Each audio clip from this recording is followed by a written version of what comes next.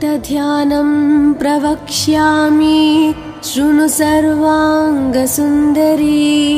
यत्कृतं देवदेवेन ध्यानं हनुमतः प्रियम् पञ्चवक्त्रं महाभीमं त्रिपञ्चनयनैर्युतं बाहुभिर्दशभिर्युक्तं सर्वकामार्थसिद्धिदम् पूर्वं तु वानरं वक्त्रं कोटिसूर्यसमप्रभं दंष्ट्राकरालवदनं भ्रुकुटीकुटिलेक्षणम् अस्यैव दक्षिणं वक्त्रं नारसिंहं महाद्भुतम् अत्युग्रतेजवपुषं भीषणं भयनाशनम् पश्चिमं गारुडं वक्त्रं वक्रतुण्डं महाबलं सर्वनागाप्रशमनं विषभूतादिकृन्तनम् उत्तरं सौकरं वक्त्रं कृष्णं दीप्तं नभोपमं पातालसिंहवेताल ज्वररोगादिकृन्तनम् ऊर्ध्वं हयाननं घोरं दानवान्तकरं परम् येन वक्त्रेण विप्रेन्द्र तारकख्यं महासुरम् जगानसरसं तत्स्यात् सर्वशास्त्रहरं परं ध्यात्वा पञ्चमुखं रुद्रं हनुमन्तं दयानिधिम् खड्गं त्रिशूलं खट्वाङ्गं पाशाङ्कुशपर्वतं मुष्टिं कौमदकीं वृक्षं धारयन्तं कमण्डलम् बिन्दिपालं ज्ञानमुद्रां दशाभिमुनिपुङ्गवम् एतानि युधजालानि धारयन्तं भजाम्यहम् प्रीतासनोपविष्टं तं सर्वाभरणभूषितं दिव्यमाल्याम्बरधरं दिव्यगन्धानुलेपनम् सर्वाश्चर्यमयं देवं हनुमद्विश्वतोमुखं पञ्चास्यम् अच्युतम् अनेक विचित्रवर्णावक्त्रं शशाङ्कशिखरं कपिराजवर्यं पीताम्बरादिमुखतैरूपशोभिताङ्गम् पिङ्गाक्षम् आद्यम् अनिशं मनसा स्मरामि मर्कतीशं महोत्साहं सर्वाश्रुहरं परं शत्रुसंहार मां रक्ष श्रीमन्नापडनुद्धर ॐ हरिमरकटमरकटमन्त्रमिदं परिलिख्यति लिख्यति वामतले यदि नश्यति नश्यति शत्रुकलां यदि मुञ्चति मुञ्चति वामलता इदं कवचं पठित्वात् महाकवच पठे नरः एकवारं जपे स्तोत्रं सर्वशत्रुनिवारणम् द्विवारं तु पठे नित्यं पुत्रपौत्राप्रवर्धनम् त्रिवारं च पठे नित्यं सर्वसमाप्तकरं शुभम् चतुर्वारं पठे नित्यं सर्वरोगनिवारणम् पञ्चवारं पठे नित्यं सर्वलोकवशङ्करम् षड्वारं च पठे नित्यं सर्वदेवावशङ्करम् सप्तवारं पठे नित्यं सर्वसौभाग्यदायकम् अष्टवारं पठे नित्यं मिष्टकामार्थसिद्धिदं नववारं पठे नित्यं राजभोगमवाप्युनात् दशवारं पठे नित्यं त्रैलोक्यज्ञानदर्शनं रुद्रावृत्तिं पठे नित्यं सर्वसिद्धिर्भवेर्ध्रुवम् कवचस्मतरणेनैव महाबलमवाप्नुयात् सुदर्शनसंहितायां श्रीरामचन्द्रसीताप्रोक्तं श्रीपञ्चमुखहनुमत्कवचं सम्पूर्णम् अथ ध्यानं प्रवक्ष्यामि शृणु सर्वाङ्गसुन्दरी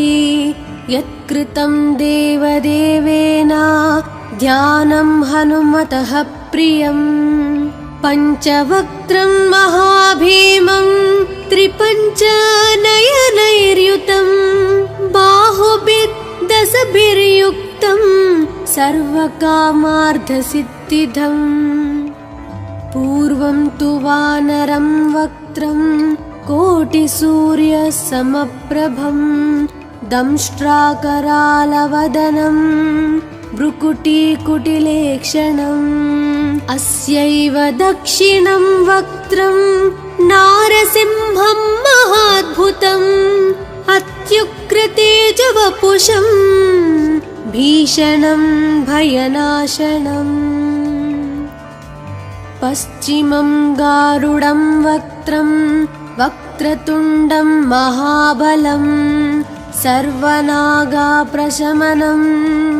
विषभूतादिकृन्तनम् उत्तरं सौकरं वक्त्रं कृष्णं दीप्तं नभोपमं पातालसिंहवेताल ज्वररोगादिकृन्तनम् ऊर्ध्वं हयाननं घोरं दानवान्तकरं परं येन वक्त्रेण विप्रेन्द्र तारकख्यं महासुरं जगानसरसं तत्स्यात् सर्वशास्त्रहरं परं ध्यात्वा पञ्चमुखं रुद्रं हनुमन्तं दयानिधिम् खड्गं त्रिशूलं खट्वाङ्गं पाशाङ्कुशपर्वतं मुष्टिं कौमदकीं वृक्षं धारयन्तं कमण्डलं बिन्दिपालं ज्ञानमुद्रां दशाभिमुनिपुङ्गवम् एतानि युधजालानि धारयन्तं भजाम्यहम् प्रीतासनोपविष्टं तं सर्वाभरणभूषितं दिव्यमाल्याम्बरधरं दिव्यगन्धानुलेपनं सर्वाश्चर्यमयं देवं हनुमद्विश्वतोमुखं पञ्चास्यम् अच्युतम् अनेक विचित्रवर्णावक्त्रं शशाङ्कशिखरं कपिराजवर्यं पीताम्बरादिमुखतैरूपशोभिताङ्गम् पिङ्गाक्षम् आद्यम् अनिशं मनसा स्मरामि मर्कतीशं महोत्साहं सर्वाश्रुहरं परं शत्रुसंहार मां रक्ष श्रीमन्नापडनुद्धर ॐ हरिमरकटमरकटमन्त्रमिदं परिलिख्यति लिख्यति वामतले यदि नश्यति नश्यति शत्रुकलां यदि मुञ्चति मुञ्चति वामलता इदं कवचं पठित्वात्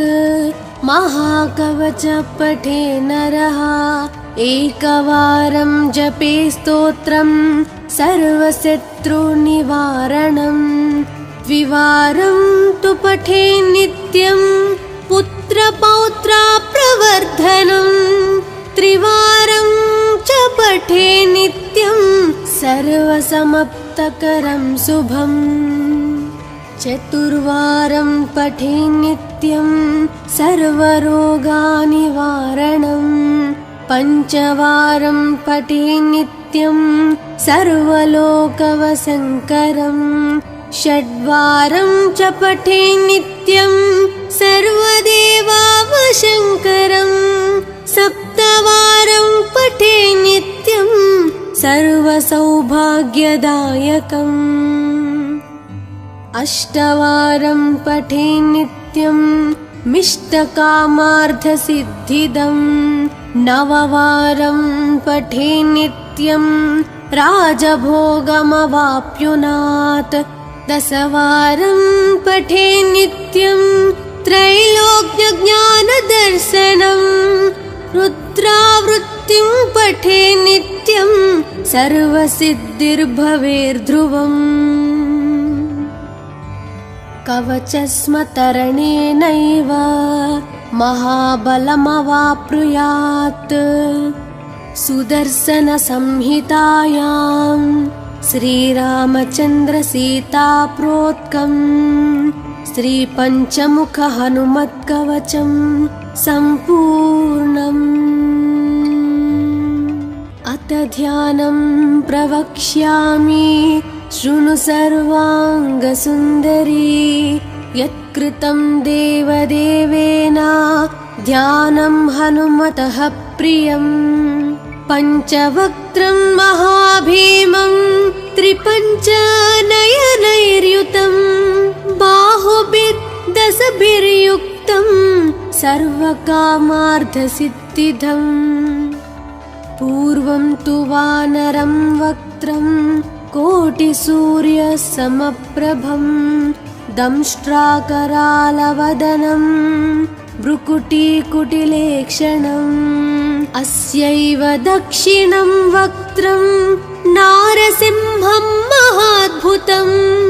अत्युग्रतेजवपुषं भीषणं भयनाशनम् पश्चिमं गारुडं वक्त्रं वक्रतुण्डं महाबलं सर्वनागाप्रशमनं विषभूतादिकृन्तनम् उत्तरं सौकरं वक्त्रं कृष्णं दीप्तं नभोपमं पातालसिंहवेताल ज्वररोगादिकृन्तनम् ऊर्ध्वं हयाननं घोरं दानवान्तकरं परं येन वक्त्रेण विप्रेन्द्र तारकख्यं महासुरं जगानसरसं तत्स्यात् सर्वशास्त्रहरं परं ध्यात्वा पञ्चमुखं रुद्रं हनुमन्तं दयानिधिम् खड्गं त्रिशूलं खट्वाङ्गं पाशाङ्कुशपर्वतं मुष्टिं कौमदकीं वृक्षं धारयन्तं कमण्डलम् बिन्दिपालं ज्ञानमुद्रां दशाभिमुनिपुङ्गवम् एतानि युधजालानि धारयन्तं भजाम्यहम्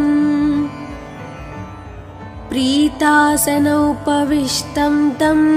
सर्वाभरणभूषितं दिव्यमाल्याम्बरधरं दिव्यगन्धानुलेपनम् सर्वाश्चर्यमयं देवं हनुमद्विश्वतोमुखं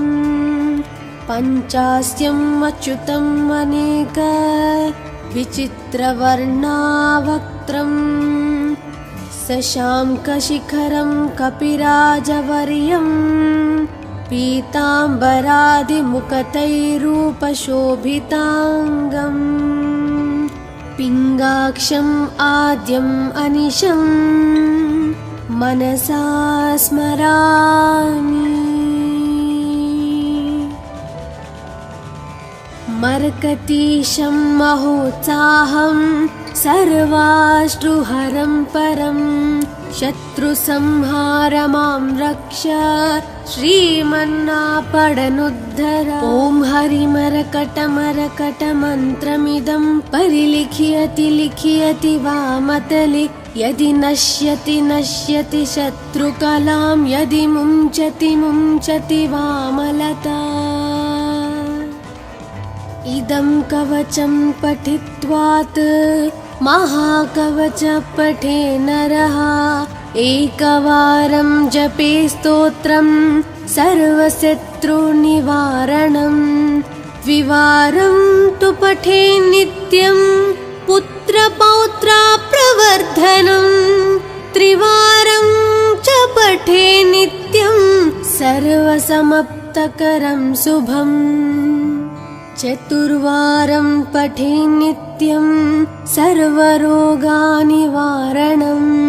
पञ्चवारं पठे नित्यं सर्वलोकवशङ्करं षड्वारं च पठे नित्यं सर्वदेवावशङ्करं सप्तवारं पठे नित्यं सर्वसौभाग्यदायकम् अष्टवारं पठे नित्यं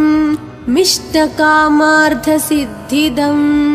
नववारं पठे नित्यं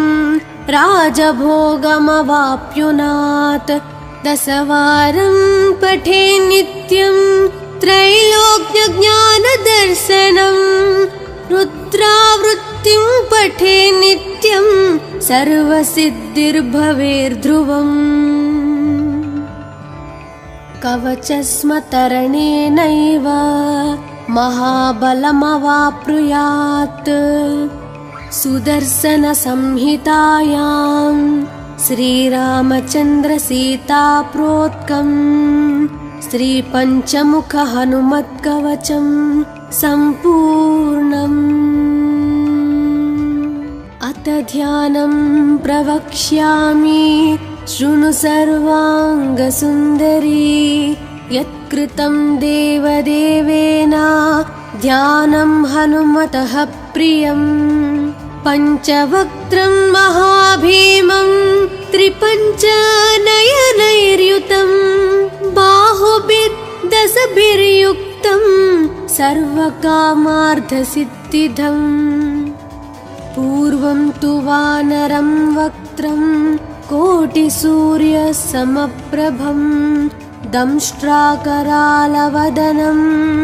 भ्रुकुटीकुटिलेक्षणम् अस्यैव दक्षिणं वक्त्रं नारसिंहं महाद्भुतम् अत्युग्रतेजवपुषं भीषणं भयनाशनम् पश्चिमं गारुडं वक्त्रं वक्रतुण्डं महाबलं सर्वनागाप्रशमनं विषभूतादिकृन्तनम् उत्तरं सौकरं वक्त्रं कृष्णं दीप्तं नभोपमं पातालसिंहवेताल ज्वररोगादिकृन्तनम् ऊर्ध्वं हयाननं घोरं दानवान्तकरं परं येन वक्त्रेण विप्रेन्द्र तारकख्यं महासुरं जगानसरसं तत्स्यात् सर्वशास्त्रहरं परं ध्यात्वा पञ्चमुखं रुद्रं हनुमन्तं दयानिधिम् खड्गं त्रिशूलं खट्वाङ्गं पाशाङ्कुशपर्वतं मुष्टिं कौमदकीं वृक्षं धारयन्तं कमण्डलं बिन्दिपालं ज्ञानमुद्रां दशाभिमुनिपुङ्गवम् एतानि युधजालानि धारयन्तं भजाम्यहम् प्रीतासनोपविष्टं तं सर्वाभरणभूषितं दिव्यमाल्याम्बरधरं दिव्यगन्धानुलेपनम् सर्वाश्चर्यमयं देवं हनुमद्विश्वतोमुखम् पञ्चास्यम् अच्युतम् अनेक विचित्रवर्णावक्त्रम् शशाङ्कशिखरं कपिराजवर्यं पीताम्बरादिमुखतैरूपशोभिताङ्गम् पिङ्गाक्षम् आद्यम् अनिशम् मनसा स्मरामि। मर्कतीशं महोत्साहं सर्वाश्रुहरं परं शत्रुसंहार मां रक्ष श्रीमन्नापडनुद्धर। ॐ हरिमरकटमरकटमन्त्रमिदं परिलिख्यति लिख्यति वामतले यदि नश्यति नश्यति शत्रुकलां यदि मुञ्चति मुञ्चति वामलता। इदं कवचं पठित्वात् महाकवच पठे नरः एकवारं जपे स्तोत्रं सर्वशत्रुनिवारणम् द्विवारं तु पठे नित्यं पुत्रपौत्राप्रवर्धनम् त्रिवारं च पठे नित्यं सर्वसमाप्तकरं शुभम् चतुर्वारं पठे नित्यं सर्वरोगनिवारणम्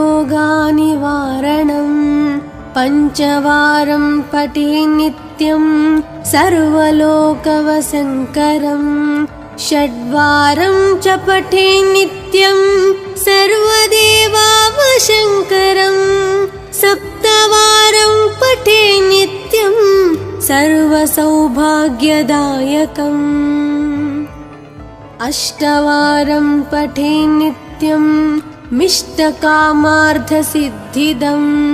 नववारं पठे नित्यं राजभोगमवाप्नुयात् दशवारं पठे नित्यं त्रैलोक्यज्ञानदर्शनम् रुद्रावृत्तिं पठे नित्यं सर्वसिद्धिर्भवेर्ध्रुवम् कवचस्मतरणेनैव महाबलमवाप्नुयात् सुदर्शनसंहितायां श्रीरामचन्द्रसीताप्रोक्तम् श्रीपञ्चमुखहनुमत्कवचं सम्पूर्णम्। अथ ध्यानं प्रवक्ष्यामि शृणु सर्वाङ्गसुन्दरी यत्कृतं देवदेवेन ध्यानं हनुमतः प्रियम् पञ्चवक्त्रं महाभीमं त्रिपञ्चनयनैर्युतं बाहुभिर्दशभिर्युक्तं सर्वकामार्थसिद्धिदम् पूर्वं तु वानरं वक्त्रं कोटिसूर्यसमप्रभं दंष्ट्राकरालवदनं भ्रुकुटीकुटिलेक्षणम् अस्यैव दक्षिणं वक्त्रं नारसिंहं महाद्भुतम् अत्युग्रतेजवपुषं भीषणं भयनाशनम्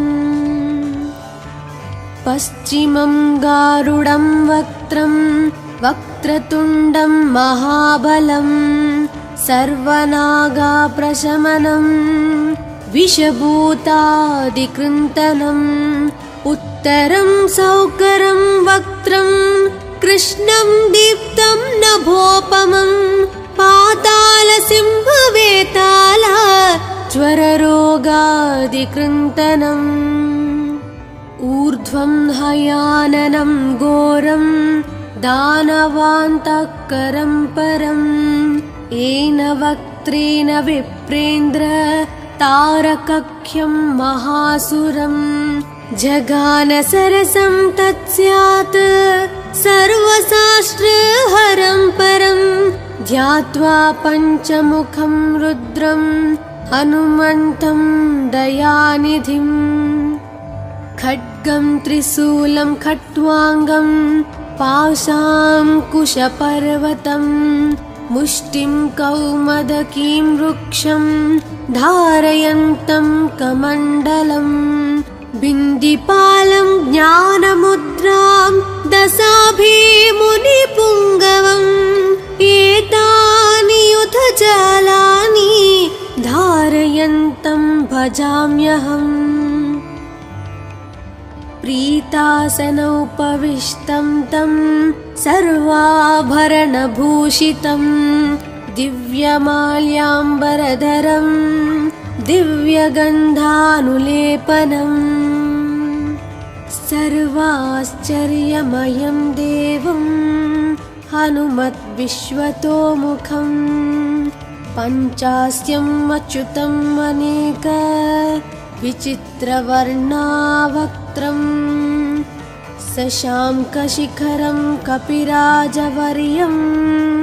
पीताम्बरादिमुकुटैरूपशोभिताङ्गम् पिङ्गाक्षम् आद्यम् अनिशं मनसा स्मरामि मर्कतीशं महोत्साहं सर्वाश्रुहरं परं शत्रुसंहारमां रक्ष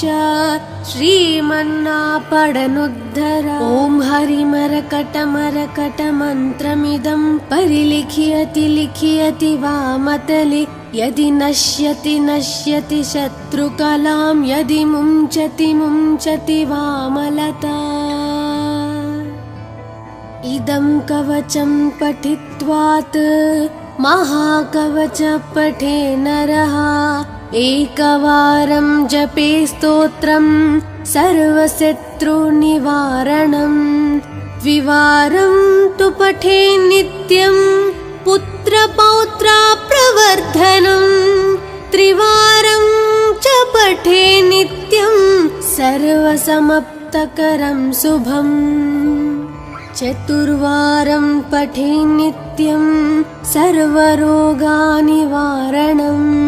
पञ्चवारं पठे नित्यं सर्वलोकवशङ्करं षड्वारं च पठे नित्यं सर्वदेवावशङ्करं सप्तवारं पठे नित्यं सर्वसौभाग्यदायकम् अष्टवारं पठे नित्यं मिष्टकामार्थसिद्धिदं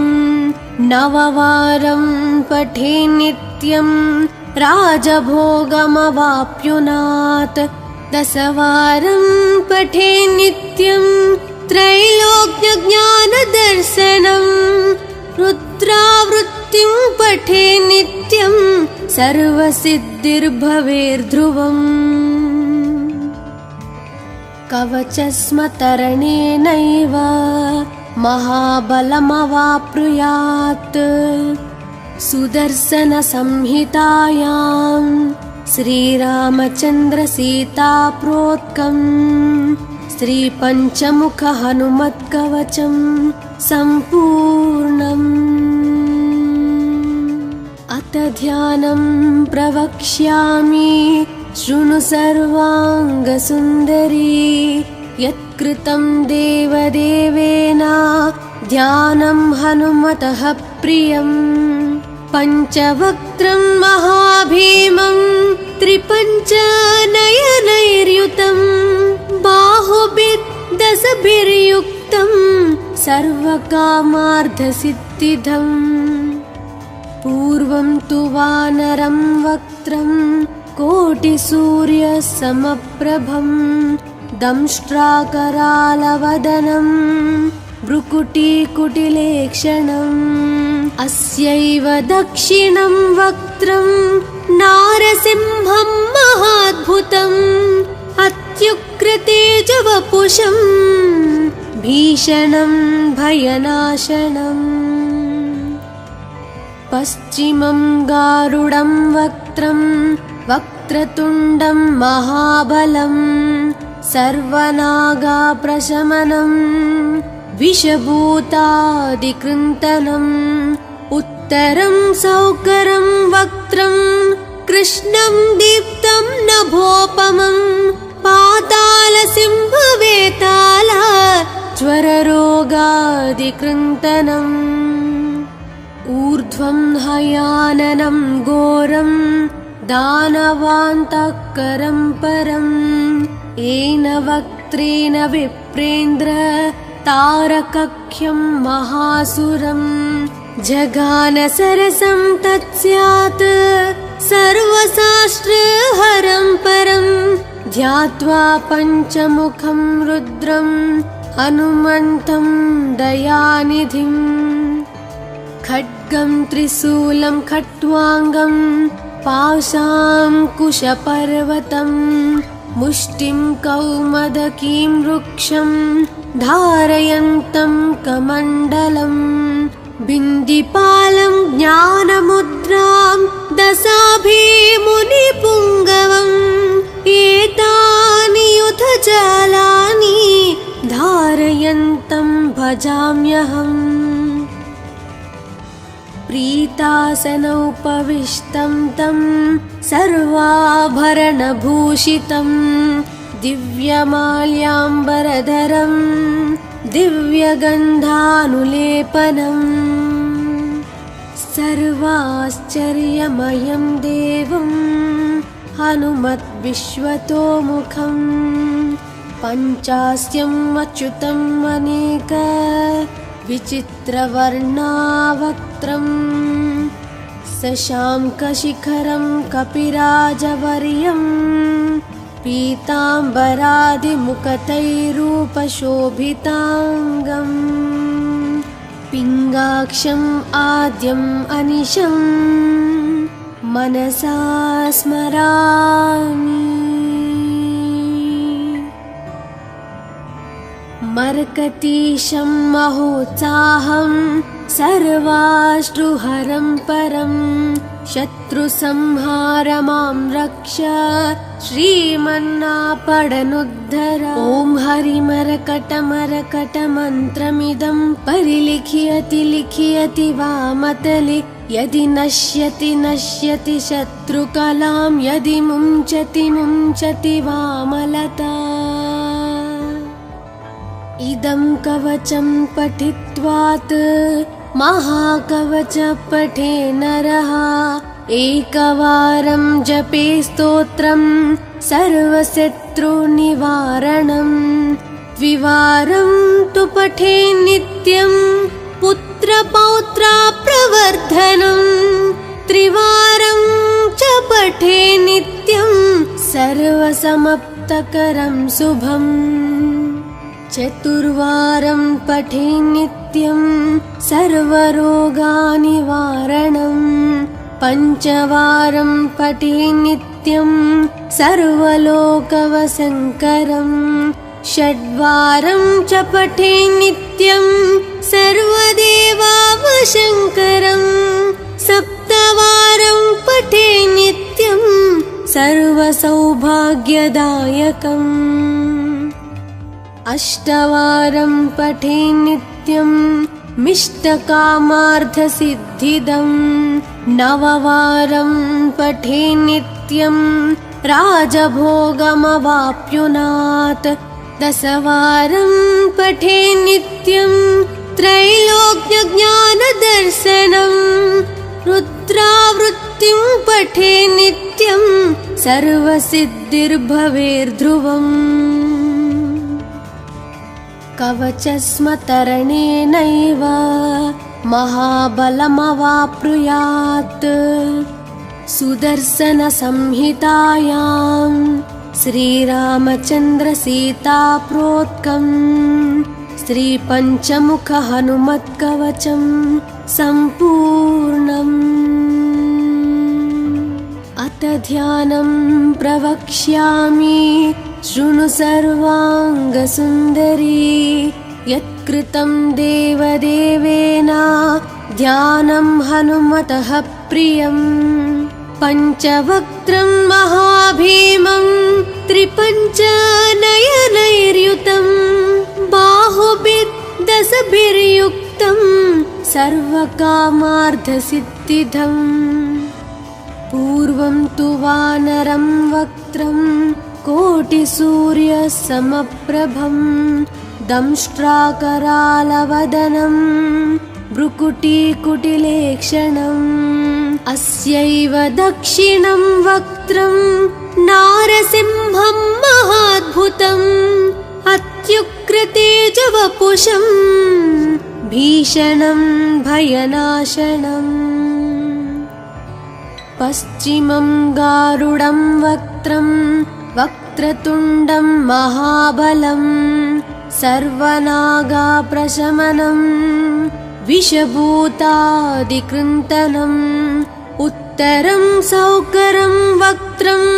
कृष्णं दीप्तं नभोपमं पातालसिंहवेताल ज्वररोगादिकृन्तनम् ऊर्ध्वं हयाननं घोरं दानवान्तःकरं परं येन वक्त्रेण विप्रेन्द्र तारकख्यं महासुरं जगानसरसं तत्स्यात् सर्वशास्त्रहरं परं ध्यात्वा पञ्चमुखं रुद्रं हनुमन्तं दयानिधिम् खड्गं त्रिशूलं खट्वाङ्गं पाशाङ्कुशपर्वतं मुष्टिं कौमदकीं वृक्षं धारयन्तं कमण्डलं बिन्दिपालं ज्ञानमुद्रां दशाभिमुनिपुङ्गवम् एतानि युधजालानि धारयन्तं भजाम्यहम् प्रीतासनोपविष्टं तं सर्वाभरणभूषितं दिव्यमाल्याम्बरधरं दिव्यगन्धानुलेपनम् सर्वाश्चर्यमयं देवं हनुमद्विश्वतोमुखं पञ्चास्यम् अच्युतम् अनेक विचित्रवर्णावक्त्रं शशाङ्कशिखरं कपिराजवर्यं पीताम्बरादिमुखतैरूपशोभिताङ्गम् पिङ्गाक्षम् आद्यम् अनिशं मनसा स्मरामि मर्कटीशं महोत्साहं सर्वाश्रुहरं परं शत्रुसंहारमां रक्ष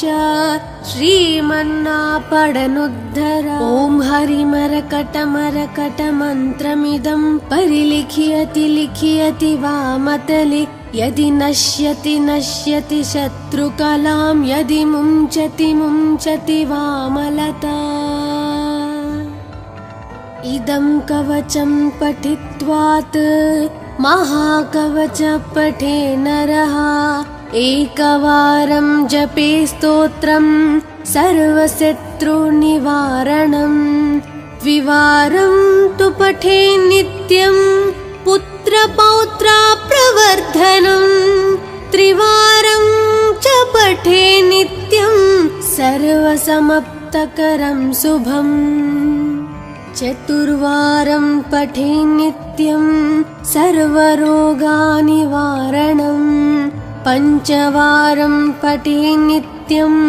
सर्वलोकवशङ्करं षड्वारं च पठे नित्यं सर्वदेवावशङ्करं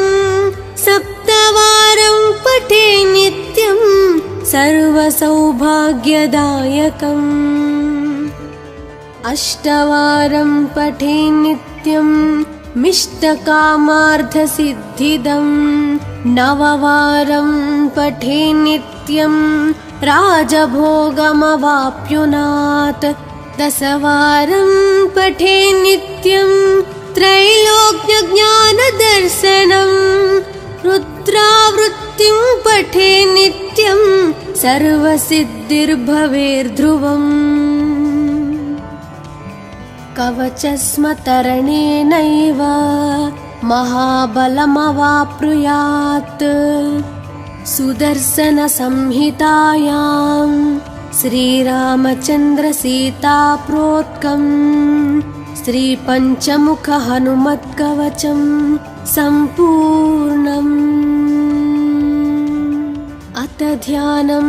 प्रवक्ष्यामि शृणु सर्वाङ्गसुन्दरी यत्कृतं देवदेवेन ध्यानं हनुमतः प्रियम् पञ्चवक्त्रं महाभीमं त्रिपञ्चनयनैर्युतं बाहुभिर्दशभिर्युक्तं सर्वकामार्थसिद्धिदम् पूर्वं तु वानरं वक्त्रं कोटिसूर्यसमप्रभं दंष्ट्राकरालवदनं भ्रुकुटीकुटिलेक्षणम् अस्यैव दक्षिणं वक्त्रं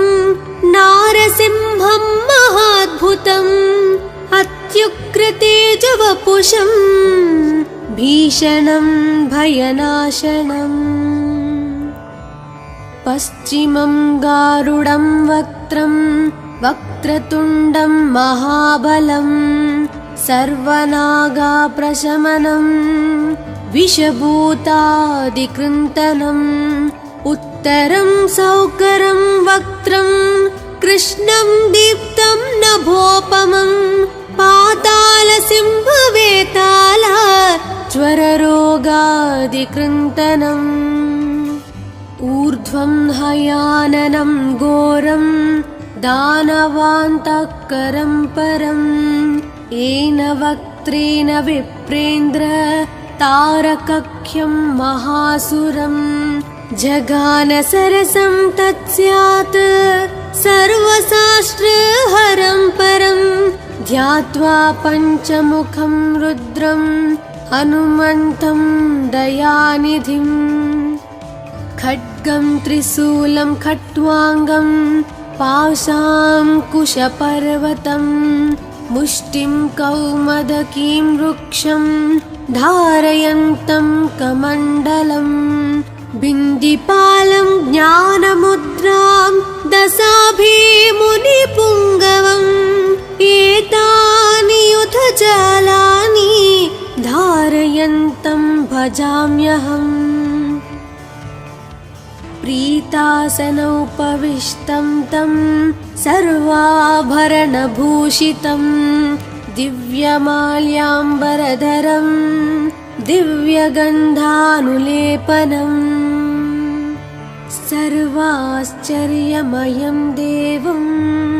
हनुमद्विश्वतोमुखं पञ्चास्यम् अच्युतम् अनेक विचित्रवर्णावक्त्रं शशाङ्कशिखरं कपिराजवर्यं पीताम्बरादिमुखतैरूपशोभिताङ्गम् पिङ्गाक्षम् आद्यम् अनिशं मनसा स्मरामि मर्कतीशं महोत्साहं सर्वाश्रुहरं परं शत्रुसंहार मां रक्ष श्रीमन्नापडनुद्धर ॐ हरिमरकटमरकटमन्त्रमिदं परिलिखियति लिखियति वामतले यदि नश्यति नश्यति शत्रुकलां यदि मुञ्चति मुञ्चति वामलता इदं कवचं पठित्वात् महाकवच पठे नरः एकवारं जपे स्तोत्रं सर्वशत्रुनिवारणं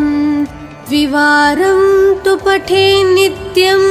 पुत्रपौत्राप्रवर्धनं त्रिवारं च पठे नित्यं सर्वसमाप्तकरं शुभम् चतुर्वारं पठे नित्यं सर्वरोगानिवारणम् पञ्चवारं पठे नित्यं सर्वलोकवशङ्करम् षड्वारं च पठे नित्यं सर्वदेवावशङ्करम् सप्तवारं पठे नित्यं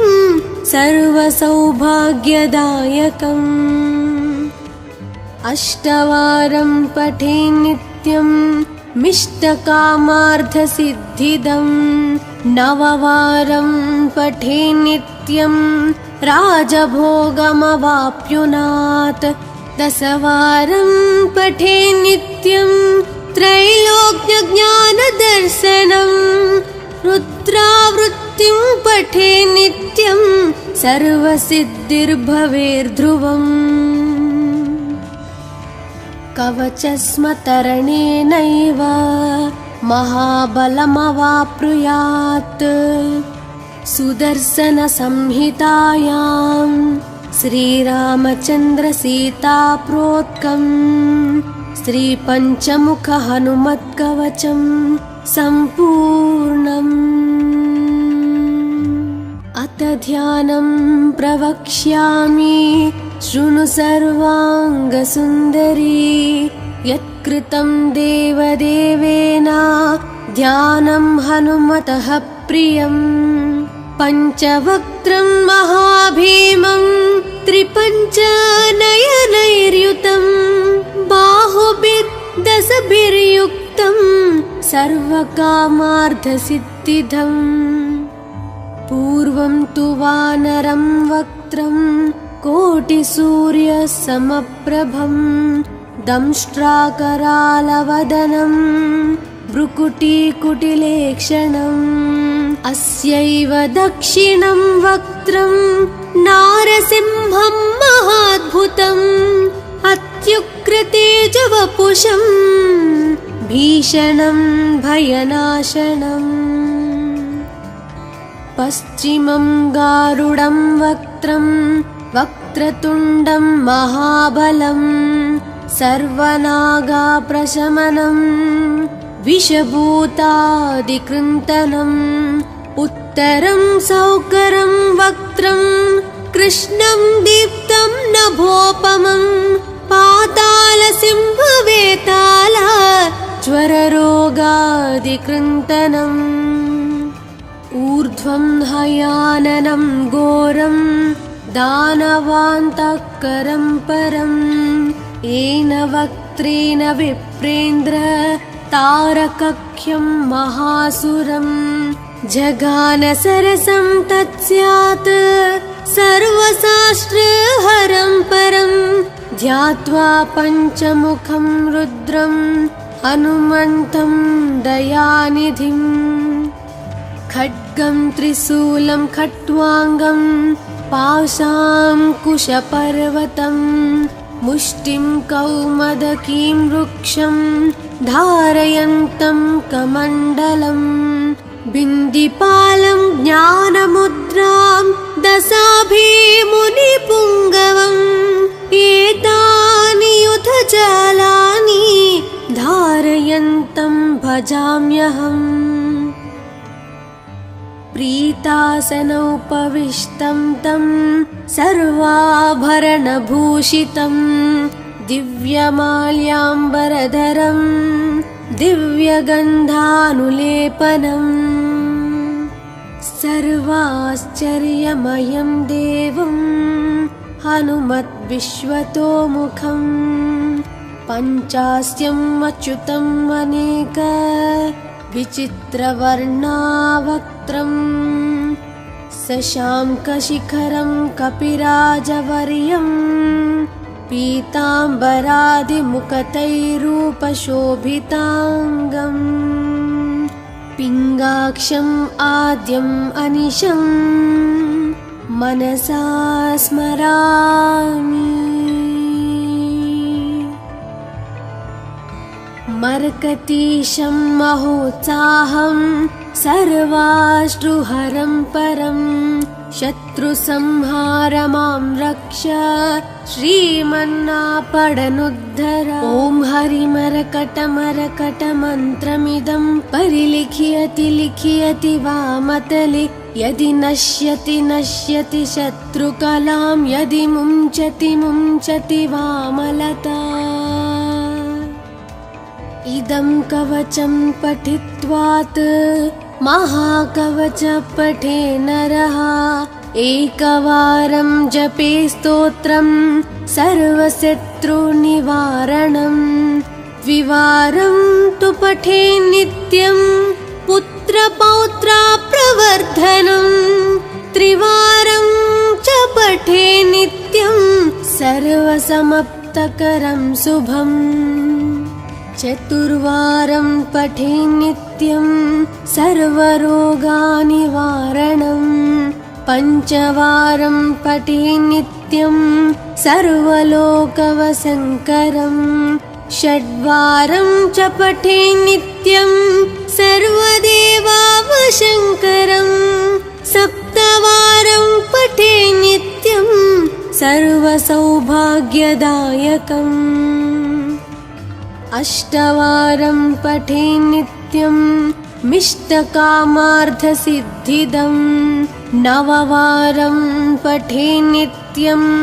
राजभोगमवाप्नुयात् दशवारं पठे नित्यं त्रैलोक्यज्ञानदर्शनं रुद्रावृत्तिं पठे नित्यं सर्वसिद्धिर्भवेर्ध्रुवम् कवचस्मतरणेनैव महाबलमवाप्नुयात् सुदर्शनसंहितायां श्रीरामचन्द्रसीताप्रोक्तं श्रीपञ्चमुखहनुमत्कवचं सम्पूर्णम्। अथ ध्यानं प्रवक्ष्यामि शृणु सर्वाङ्गसुन्दरी यत्कृतं देवदेवेन ध्यानं हनुमतः प्रियम् पञ्चवक्त्रं महाभीमं त्रिपञ्चनयनैर्युतं बाहुभिर्दशभिर्युक्तं सर्वकामार्थसिद्धिदम् पूर्वं तु वानरं वक्त्रं कोटिसूर्यसमप्रभं दंष्ट्राकरालवदनं भ्रुकुटीकुटिलेक्षणम् अस्यैव दक्षिणं वक्त्रं नारसिंहं महाद्भुतम् अत्युग्रतेजवपुषं भीषणं भयनाशनम् पश्चिमं गारुडं वक्त्रं वक्रतुण्डं महाबलं सर्वनागाप्रशमनं विषभूतादिकृन्तनम् उत्तरं सौकरं वक्त्रं कृष्णं दीप्तं नभोपमं पातालसिंहवेताल ज्वररोगादिकृन्तनम् ऊर्ध्वं हयाननं घोरं दानवान्तकरं परम् येन वक्त्रेण विप्रेन्द्र तारकख्यं महासुरं जगानसरसं तत्स्यात् सर्वशास्त्रहरं परं ध्यात्वा पञ्चमुखं रुद्रं हनुमन्तं दयानिधिम् खड्गं त्रिशूलं खट्वाङ्गं पाशाङ्कुशपर्वतं मुष्टिं कौमदकीं वृक्षं धारयन्तं कमण्डलं बिन्दिपालं ज्ञानमुद्रां दशाभिमुनिपुङ्गवम् एतानि युधजालानि धारयन्तं भजाम्यहम् प्रीतासनोपविष्टं तं सर्वाभरणभूषितं दिव्यमाल्याम्बरधरं दिव्यगन्धानुलेपनम् सर्वाश्चर्यमयं देवं हनुमद्विश्वतोमुखम् पञ्चास्यम् अच्युतम् अनेक विचित्रवर्णावक्त्रम् शशाङ्कशिखरं कपिराजवर्यं पीताम्बरादिमुकुटैरूपशोभिताङ्गम् पिङ्गाक्षम् आद्यम् अनिशं मनसा स्मरामि। मर्कतीशं महोत्साहं सर्वाश्रुहरं परं शत्रुसंहारमां रक्ष श्रीमन्नापडनुद्धर। ॐ हरिमरकटमरकटमन्त्रमिदं परिलिख्यति लिख्यति वामतले यदि नश्यति नश्यति शत्रुकलां यदि मुञ्चति मुञ्चति वामलता। इदं कवचं पठित्वात् महाकवच पठे नरः एकवारं जपे स्तोत्रं सर्वशत्रुनिवारणम् द्विवारं तु पठे नित्यं पुत्रपौत्राप्रवर्धनम् त्रिवारं च पठे नित्यं सर्वसमाप्तकरं शुभम् चतुर्वारं पठे नित्यं सर्वरोगनिवारणम् पञ्चवारं पठे नित्यं सर्वलोकवशङ्करम् षड्वारं च पठे नित्यं सर्वदेवावशङ्करम् सप्तवारं पठे नित्यं सर्वसौभाग्यदायकम् अष्टवारं पठे नित्यं मिष्टकामार्थसिद्धिदम् नववारं पठे नित्यं राजभोगमवाप्नुयात् दशवारं पठे नित्यं त्रैलोक्यज्ञानदर्शनम् रुद्रावृत्तिं पठे नित्यं सर्वसिद्धिर्भवेर्ध्रुवम् कवचस्मतरणेनैव महाबलमवाप्नुयात् सुदर्शनसंहितायां श्रीरामचन्द्रसीताप्रोक्तं श्रीपञ्चमुखहनुमत्कवचं सम्पूर्णम्।